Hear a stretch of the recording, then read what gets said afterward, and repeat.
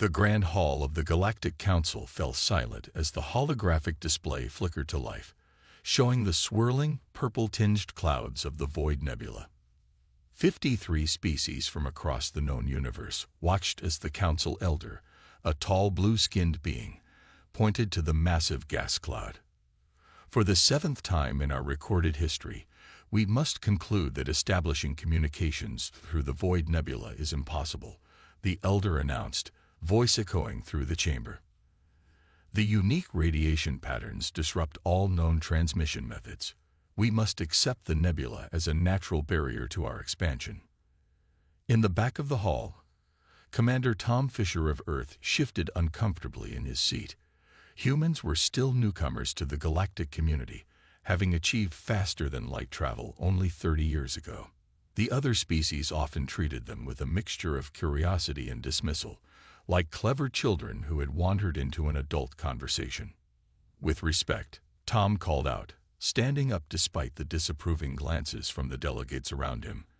Earth would like to propose a different approach to the problem. A ripple of whispers spread through the hall. The Elder's 4 eyes blinked slowly in surprise. The human delegation is recognized, the Elder said, making no effort to hide the doubt in his voice. Though I must remind you that species with far more advanced technology have tried and failed for centuries. Tom walked to the center of the hall, his plain gray uniform standing out among the elaborate robes and biosuits of the other delegates. At 48, with graying hair at his temples and deep lines around his eyes, he carried himself with the quiet confidence of someone who had solved difficult problems his entire life. Humans have a history of achieving what others thought impossible, Tom said. We're not as advanced as many of you, but we see problems differently. Give us one standard cycle to build a working communication array in the Void Nebula. Laughter erupted from several delegations. The representative from the Marin Collective, a hive mind species known for their computational abilities, stood up. My species spent 20 cycles attempting to solve this problem, the Marin said, their voice a harmonious blend of multiple tones. Our calculations show a 99.8% probability of failure for any known communication technology. What could humans possibly bring to this challenge? Tom smiled. Something you don't have: desperation and creativity. We need this route to expand our colonies. We'll stake our reputation on it. The Council Elder raised a hand for silence. This is most unusual. What does Earth request to attempt this project?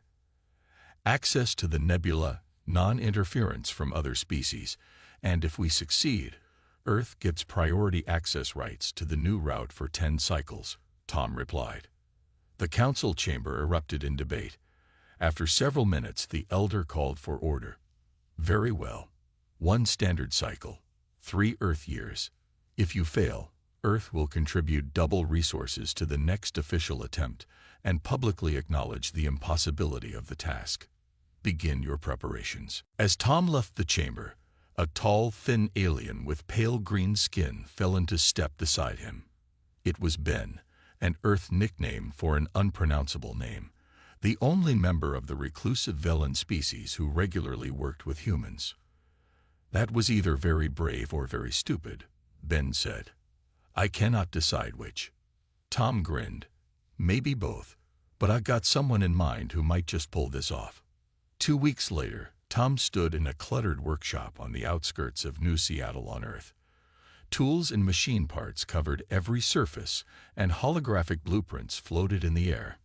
In the center of the chaos stood Dr. Jack Reed, hunched over a workbench, completely ignoring his visitor. Jack was in his late 30s, with wild brown hair that looked like it hadn't been combed in days. His hands moved with surprising grace as he assembled a small device, muttering to himself. Jack, Tom said loudly. The council approved our proposal. Jack didn't look up. I heard you volunteered humanity for a suicide mission. Congrats. I volunteered you for a suicide mission, Tom corrected. There's a difference. That got Jack's attention. He straightened up, revealing a lean frame and sharp eyes that examined Tom with open suspicion. The Void Nebula Project. Are you crazy? No one can build a comm system that works through that soup of radiation. That's what they all say. Because it's true. The radiation patterns change constantly. It eats signals for breakfast. Tom picked up a small model ship from a nearby shelf. Remember when everyone said humans couldn't build a jump drive small enough for a scout ship? You proved them wrong. That was different, Jack said, but Tom could see the spark of interest in his eyes. I've already started assembling a team, Tom continued. Dr. Lisa Morgan from MIT. She wrote that paper on quantum entanglement that everyone said was impossible until she demonstrated it. Jack's eyebrows rose. Morgan agreed to this. She said, and I quote, "Finally, something worthy of my time." A small smile tugged at Jack's lips. Who else? Mike Davis for materials science. He's been developing those adaptive alloys for deep space radiation. And Dana Wilson for programming. She's the one who cracked the Marin encryption last year. Jack walked over to his main computer and pulled up a file. I've actually been playing with some ideas about the nebula. Just as a thought experiment, you understand. Tom smiled. Jack was hooked, whether he admitted it or not. When do we leave? Jack asked finally. 3 days. We're setting up a research station at the edge of the nebula. The Velen government is lending us one of their outposts. Jack looked surprised. The Velens? They never share technology. Ben pulled some strings. Said he's curious to see what humans can do when properly motivated. 1 month later, the newly named Outpost Hope hummed with activity as the last of the equipment was unloaded from the transport ships. The station hung at the very edge of the Void Nebula, its reinforced windows offering a spectacular view of the swirling purple and black gases that had defied exploration for centuries. Jack stood in the main lab with Lisa Morgan, a tall black woman with close-cropped hair and an intensity that matched his own. They watched as Mike and Dana calibrated the sensors that would map the nebula's radiation patterns. The council sent observers. Lisa said quietly, "They're expecting us to fail." "Of course they are," Jack replied. "That's what makes this fun." Lisa smiled, but it didn't reach her eyes. "I found something interesting in the archives. 100 years ago, a ship from the ancients was discovered at the nebula's edge. The ancients were a mysterious species that had disappeared thousands of years ago, leaving only fragments of their advanced technology across the galaxy. The Galactic Archives had part of their research log," Lisa continued. "They were studying the nebula too, before they vanished." Jack's eyes widened. Did they find a way through? The records are incomplete, but they were approaching the problem differently than everyone else. They weren't trying to overcome the radiation. They were trying to use it. Before Jack could respond, an alarm blared. The station shuddered as a radiation wave from the nebula washed over it. "All systems holding," Donna called out from her station. But that was just a baby wave. "The big ones will be much worse." Jack walked to the window and stared out at the nebula. Everyone said it couldn't be done. The most advanced civilizations in the galaxy had tried and failed. "Good," he said softly. "I hate easy problems." Behind him, the team continued their work, unaware that in the depths of the nebula, something ancient was stirring, awakened by their presence after millennia of silence. 3 months into the project, Outpost Hope no longer looked like the pristine research facility it had been. Scorch marks decorated the walls from electrical fires, makeshift repair patches covered equipment, and the crew moved with the slow, careful steps of people operating on too little sleep.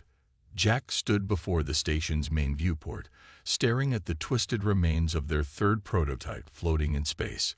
The nebula's swirling purple energy had torn through the communications array as if it were made of paper. "That's the third complete failure," said Ben, the Velen observer.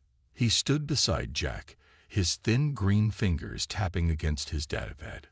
"The council representatives are concerned about your lack of progress." Jack didn't turn away from the viewport. "Tell them to be concerned about something else.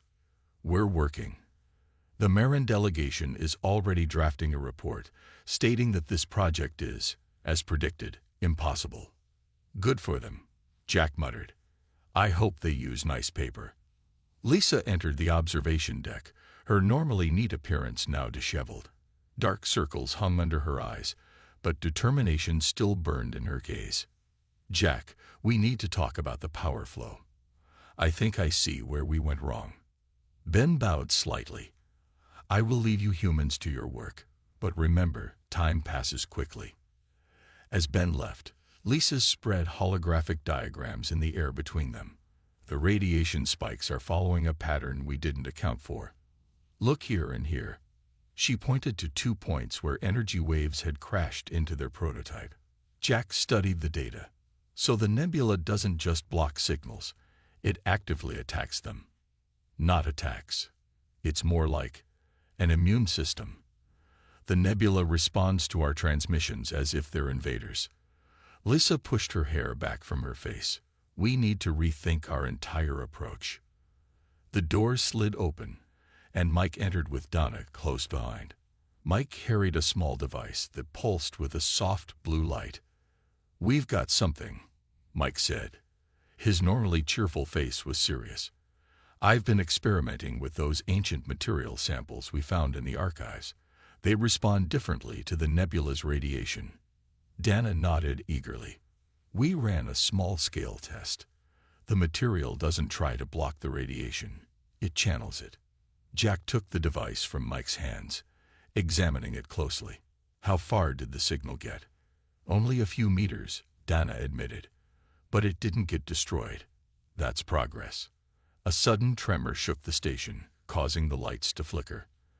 The nebula outside the viewport churned angrily, waves of energy washing over the station's shields.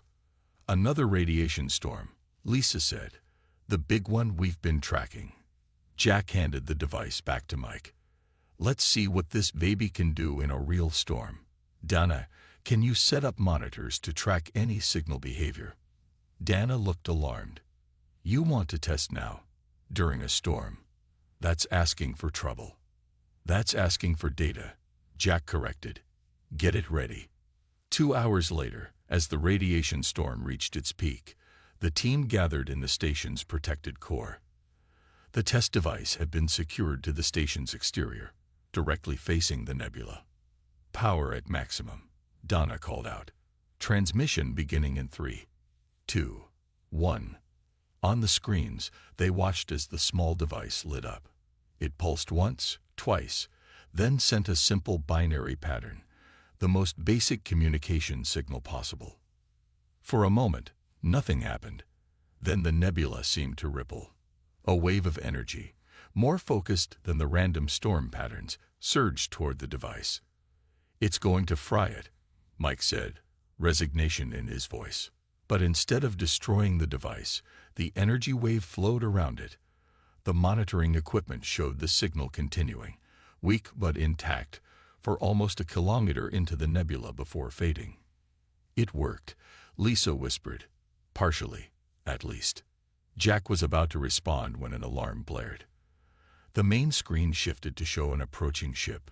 It's the Council Oversight Committee, Dana said, checking the identification codes. They weren't scheduled to visit for another month. Jack swore under his breath. Clean this place up.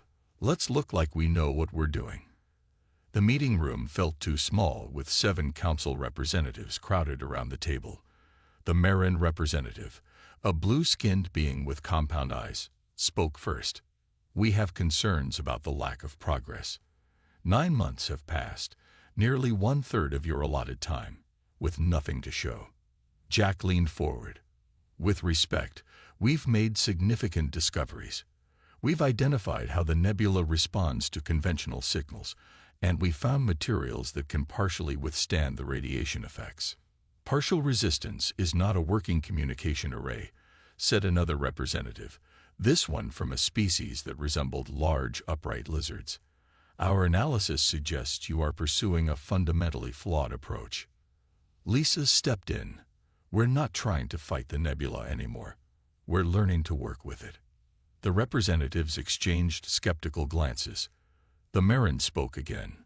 The Council is considering rescinding the project authorization. Your failure would set back exploration in this sector by decades. Tom, who had remained silent until now, stood up. According to our agreement, we have the full cycle to complete our work. We intend to use it. After the representatives left, promising to return in 3 months for another evaluation, the team gathered in the lab. The mood was dark. They're looking for an excuse to shut us down, Mike said.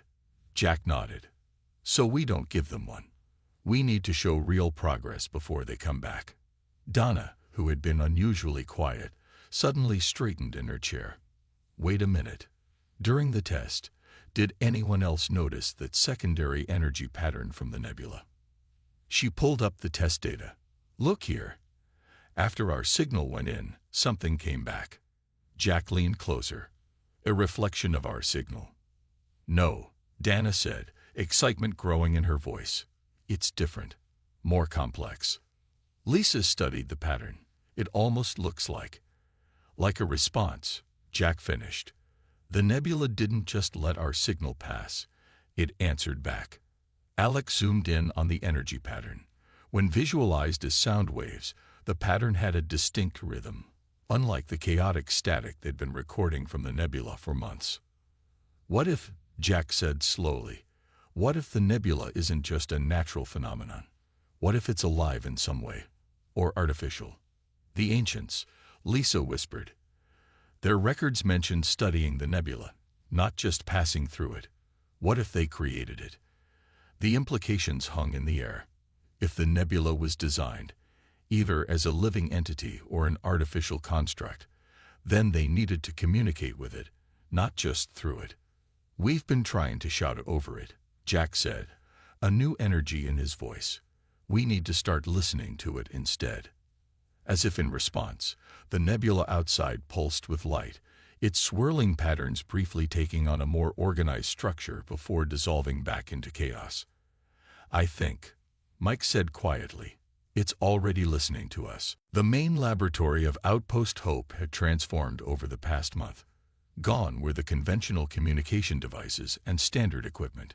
In their place stood a strange array of technology that looked more like art than science. Crystalline structures that captured and reflected light, curved panels made from the ancient materials, and at the center, a pulsing core that emitted a soft, rhythmic hum. Jack stood back, surveying their creation with a mixture of pride and doubt. 18 months into their project, with half their allotted time gone, they were betting everything on a theory that most scientists would call insane. It looks like a shrine, Tom said, walking around the device. He had returned to check on their progress, bringing new supplies and growing pressure from Earth Command. Lisa calls it the resonator, Jack replied. It doesn't just send signals, it listens and responds. Tom raised an eyebrow. And you believe the nebula is, what exactly? Alive. Not alive like us, Jack said. But not just random gas and radiation either. The patterns are too organized, too responsive. He pointed to screens displaying wave patterns. Every time we send a signal in, something sends a signal back. Something complex. Dana entered the lab, carrying fresh data tablets. The new arrays are ready. We've positioned them at the coordinates you specified. Jack nodded. Let's run the full test. If this works, we'll have our proof of concept to show the council. Dana hesitated. Jack, we should talk about the power requirements. This will drain almost everything we have. If it fails, then we'll be sitting in the dark for a while. Jack finished. Worth the risk. An hour later, the team gathered in the control room. The station hummed as power was diverted to the resonator. Outside, the nebula seemed unusually calm, its swirling patterns moving slowly, almost as if waiting. Beginning sequence, Donna announced. Transmitting initial pulse pattern. On the screens, they watched as the resonator sent out its first signal. Not a standard communication burst, but a complex pattern based on the responses they had recorded from the nebula over the past months. For several tense seconds, nothing happened. Then the nebula rippled, energy patterns shifting and flowing toward the station. It's responding, Lisa said, her voice barely above a whisper. The monitors showed energy waves moving through the nebula, following pathways they had predicted based on their observations.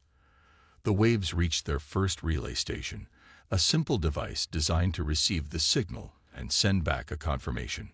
Relay 1 is receiving, Mike confirmed. Signal strength at 60%. That's 3 times better than our best previous attempt. The signal continued, reaching the second relay point before beginning to degrade. We're losing it, Dana said, hands moving quickly over the controls. The pattern is breaking down. Jack leaned forward. Adjust the resonance. Let's match its frequency. Lisa made the adjustments, and the resonator's hum deepened. The device glowed brighter, pulsing in a new rhythm. On the screens, the nebula's energy patterns shifted again, seeming to respond to the changes. The signal stabilized, pushing through to the third relay point before fading completely. 3 relay points, Tom said. That's over 50 kilometers into the nebula. No one's ever managed that before. Jack wasn't satisfied, but not all the way through. We're still missing something. As the system powered down, Ben entered the control room. The Velen had been watching their progress with increasing interest over the months. The council representatives have arrived early, he announced. They seem eager to evaluate your progress. Jack exchanged glances with his team. They had expected another month to perfect their system before the next inspection. Tell them we'll be ready to present our findings in 2 hours, Jack said. After Ben left, Dana voiced what everyone was thinking. They're here to shut us down, aren't they? Probably, Jack admitted, but they can't ignore results. Lisa, can you clean up that data? I want to show them exactly what the nebula is doing. Mike, get the resonator ready for a demonstration. The council representatives sat stiffly in the conference room as Jack explained their theory. Most looked skeptical, especially the Marin representative, whose compound eyes reflected no emotion. You're suggesting, the Marin said, that this nebula, a natural phenomenon, is some kind of communication entity. This is unscientific. I'm suggesting, Jack replied carefully, that the nebula has properties consistent with a designed system, not a random one. Our data shows clear response patterns to specific inputs. The representative from the Orion Consortium, a tall being with metallic skin, leaned forward. The consortium has extensive experience with communication technology. What you describe would violate several established laws of physics. Only if you assume all physics is the same everywhere, Lisa countered. The nebula exists in a quantum state unlike anything we've seen elsewhere. Jack nodded to Donna, who activated a holographic display showing their test results. We've achieved partial communication 50 kilometers into the nebula. No other attempt has managed even 5 kilometers. This caused a stir among the representatives. The Marin turned to confer with its colleagues in a rapid series of clicks and whistles. We would like to see a demonstration, the Marin said finally. Jack had expected this. We've prepared one for you, but I should warn you, we're still learning how to interpret the responses. In the main lab, the representatives gathered around the resonator. The strange device drew curious looks, with several representatives scanning it with their personal devices. This design incorporates no standard communication technology, noted the Orion representative, suspicion clear in his voice. Because standard technology fails in the nebula, Jack said simply. As everyone has discovered. Jack nodded to his team. Let's begin. The resonator hummed to life, its crystalline components glowing with inner light. The pattern they sent was simple this time, a repeating mathematical sequence that any intelligent system should recognize. For several long moments, nothing happened. Jack felt sweat beading on his forehead as the representatives began to shift restlessly. Then, the station's lights flickered. The nebula outside pulsed, and the resonator's glow intensified. The monitoring screens filled with data as a response came flooding back, not just a reflection of their signal, but something new. What is happening? Demanded the Marin representative. It's responding, Jack said, trying to keep the excitement from his voice. And it's sending more than we asked for. The incoming signal was massive, far larger than anything they had received before. The resonator struggled to process it, components heating up as data streamed in. Dana's eyes widened as she analyzed the incoming patterns. Jack, this isn't just a response. It's instructions. The holographic display filled with complex patterns, schematics, formulas, configurations unlike anything they had seen before. The nebula isn't just responding to us, Lisa said, her voice filled with wonder. It's telling us how to build something. As the representatives watched in stunned silence, the nebula outside seemed to shift. For a brief moment, the swirling gases parted, revealing a clear path deeper into its depths before closing again. Jack turned to the representatives, unable to hide his triumph. This is what the ancients discovered. The nebula isn't a barrier, it's a gateway. And it's finally showing us how to open it. The Marin representative's compound eyes reflected the resonator's pulsing light. This changes everything, it said softly. But you still haven't proven you can build a functioning array. The challenge remains. We have 6 months left, Jack replied confidently. And now we have the instructions. What none of them realized was that their success had sent ripples beyond their station. In distant sectors, those with interests in keeping the nebula closed had received word of the humans' breakthrough, and were already making plans to ensure they would go no further. The construction bay of Outpost Hope bustled with activity. Engineers and technicians moved with purpose as they assembled the full-scale communication array based on the nebula's instructions. Giant crystalline structures caught the light from the nebula, sending rainbow patterns dancing across the walls. In the 2 months since their breakthrough, progress had accelerated beyond anyone's expectations. Jack stood on the observation platform with Lisa, watching as Mike directed the placement of a particularly delicate component. "We're ahead of schedule," Lisa said, checking her data tablet. "Another month, and we'll be ready for the first full test." Jack nodded, but his expression remained serious. "Something feels wrong. The last supply ship was late, and half the components we requested were accidentally shipped to the wrong station." "Bad luck happens," Lisa suggested, 3 times in a row. Jack shook his head.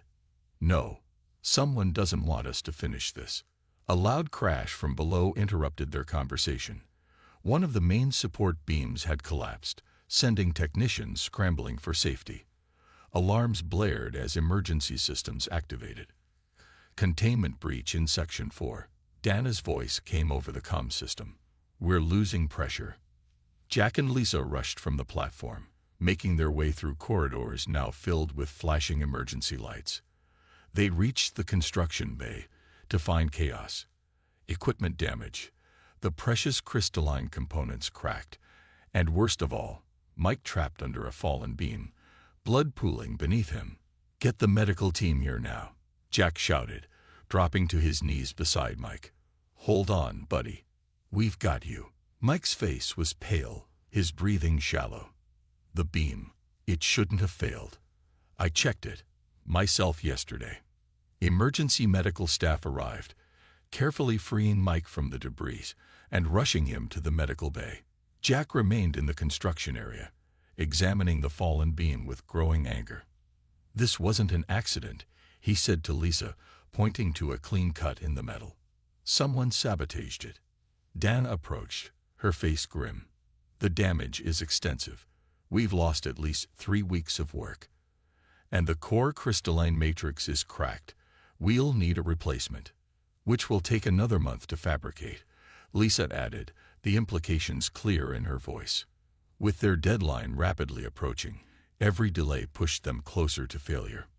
In the station's secure communication room, Jack faced the screen showing Tom and several Earth Command officials.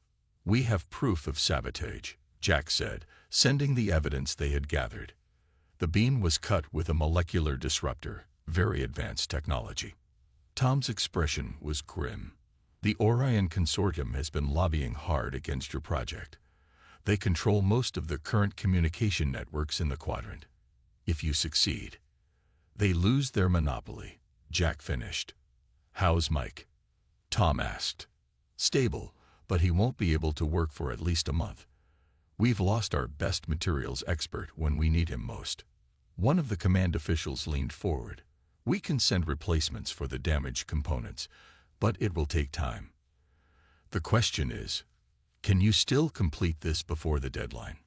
Jack hesitated, then straightened his shoulders. Yes, we have to, but we need security. If the consortium tries again, we're sending a security team, Tom assured him.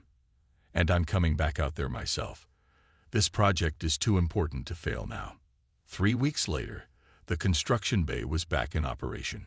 Security personnel now patrolled the station, checking identification and monitoring all activities. The replacement components had arrived, along with a team of additional engineers from Earth. Jack sat in the medical bay beside Mike's bed. Though still weak, Mike had insisted on reviewing the construction plans from his recovery room. The new matrix isn't aligning properly, Mike said, pointing to a schematic on a tablet. The resonance frequency is off by 0.03%. Jack rubbed his tired eyes. We've tried recalibrating it 6 times. Nothing works. Because you're using standard calibration methods, Mike said. This isn't standard technology. Mike sketched something on the tablet. Try this. We need to think like the nebula thinks. Not in straight lines, but in patterns. Jack took the tablet, studying Mike's design. This could work. I'll get the team on it right away. As Jack left the medical bay, an alarm sounded. Not the blaring emergency alarm, but a persistent warning tone that indicated an approaching space phenomenon. Jack rushed to the control room, where Donna and Lisa were already monitoring the situation. Massive solar flare from the nearby star, Donna reported. It's sending a radiation wave straight toward the nebula. And us. Lisa pointed to the sensor readings.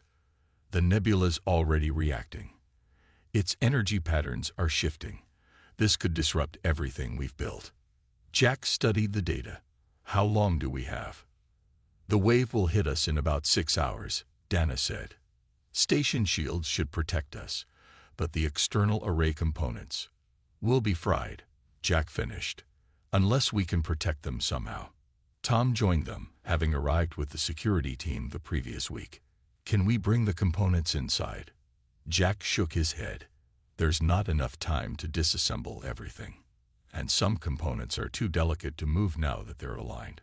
Lisa studied the approaching radiation wave. What if we use the nebula itself as a shield? It responds to our resonator. Maybe we can direct its energy to deflect the radiation. That's never been done before, Dana said doubtfully. Nothing we've done here has been done before, Jack replied. Let's try it. 4 hours later, they had modified the resonator to emit a new pattern, one designed to encourage the nebula to form a protective barrier around the station. The theory was sound, but untested. The radiation wave is accelerating, Dana reported. Impact in 90 minutes. The resonator is ready, Lisa said. But someone needs to manually adjust the external arrays to match the new frequency. Jack looked at the external components through the viewport. That means spacewalking during a radiation storm. I'll go, Tom volunteered. No, Jack said firmly. This is my project. I'll do it. Despite protests from the team, Jack donned the radiation suit, a heavy, cumbersome thing that would offer limited protection at best. The suit will give you 30 minutes before radiation levels become dangerous, Lisa said as she helped him with the final preparations. After that, I work fast, Jack said with a forced smile. Outside the station, tethered by a safety line, Jack moved slowly between the array components. The nebula churned around him, its swirling patterns more agitated than usual as the radiation wave approached. The first components adjusted easily, their controls responding to his commands. But as he reached the main array, his comm system crackled with static. Jack, the wave is accelerating. Lisa's voice came through broken and distorted. You have 15 minutes to get back inside. Jack checked the array controls. 3 more adjustments needed, each requiring precise calibration.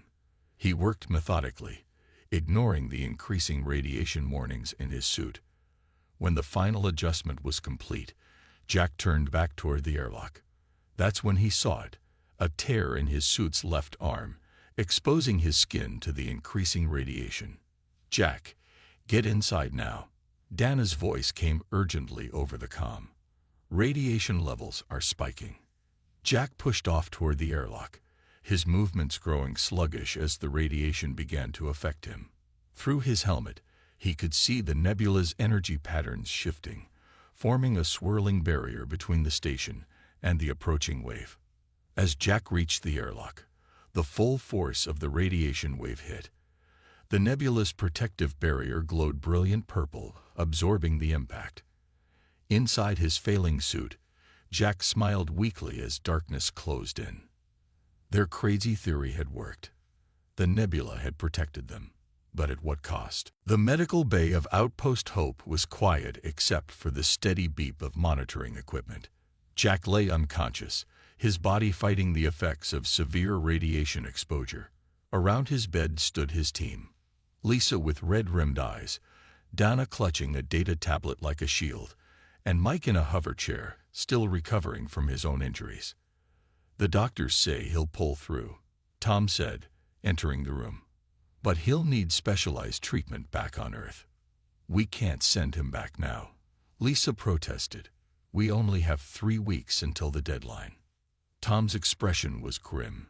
"The council representatives are already preparing their final inspection. Without Jack, we continue," Mike said firmly from his chair. "Jack risked everything to save the project. We won't let that go to waste." Dana nodded, pulling up schematics on her tablet. "The nebula's protective response during the radiation wave gave us new data. Look at these energy patterns." The tablet showed complex, flowing patterns unlike anything they had recorded before. The nebula's reaction to the solar flare had revealed aspects of its behavior they hadn't previously understood. "It's like a language," Lisa whispered, studying the patterns. "Not just responses, but a complete communication system." Tom looked doubtful. "Even if that's true, our communication array isn't complete. The final relay stations aren't built, and we don't have time to construct them." "Then we improvise," Mike said. "The nebula responded to our needs during the crisis. Maybe it will do so again if we ask properly." Word of the human project's setbacks had spread throughout nearby systems.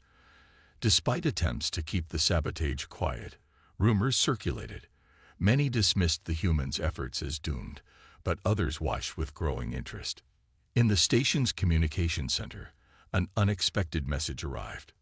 Dana called the team together to view it.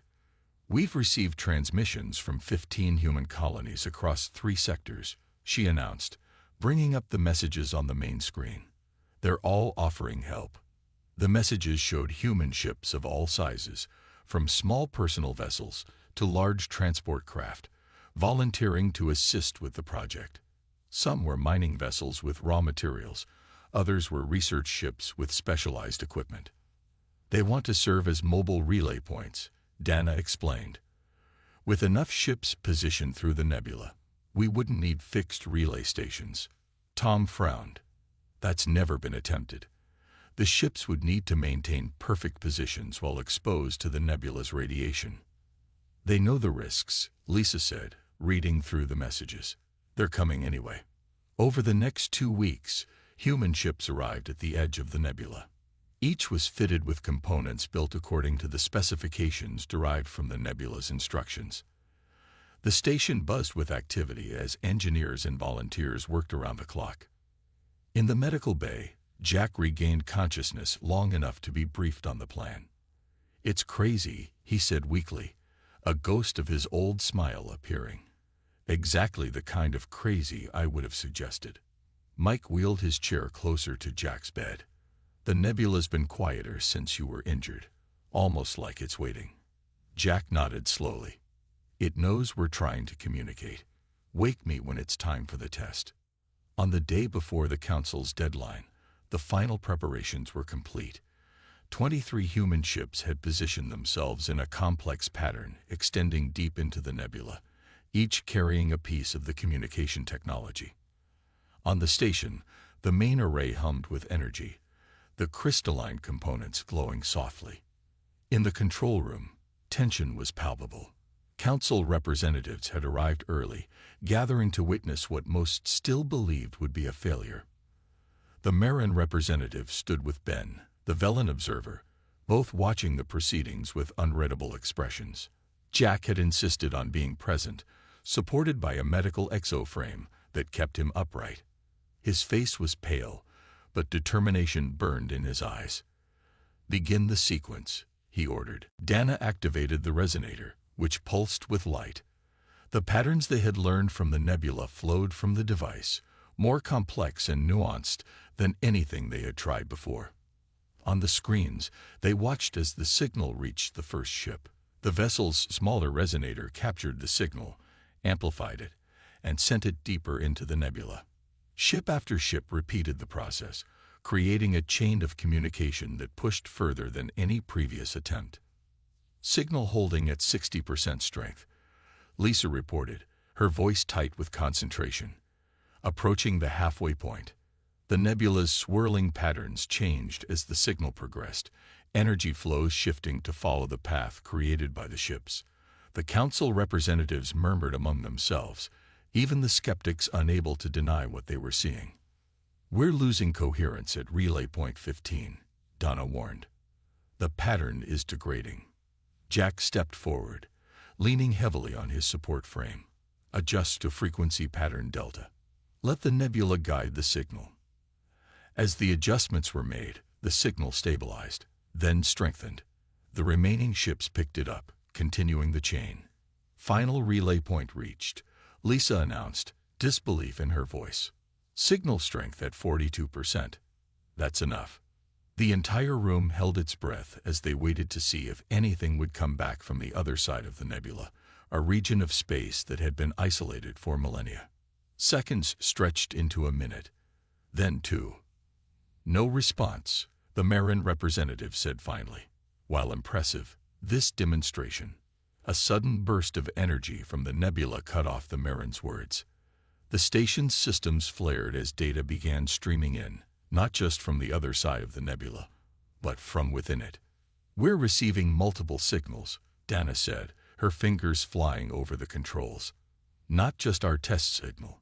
There's more. Much more." The main screen filled with data, star charts, navigation coordinates, and messages in dozens of languages, some long forgotten. The nebula itself seemed to come alive, its colors shifting and dancing in patterns too orderly to be natural. "The nebula isn't just letting messages pass through," Jack said, understanding dawning on his face. "It's been storing them. For centuries."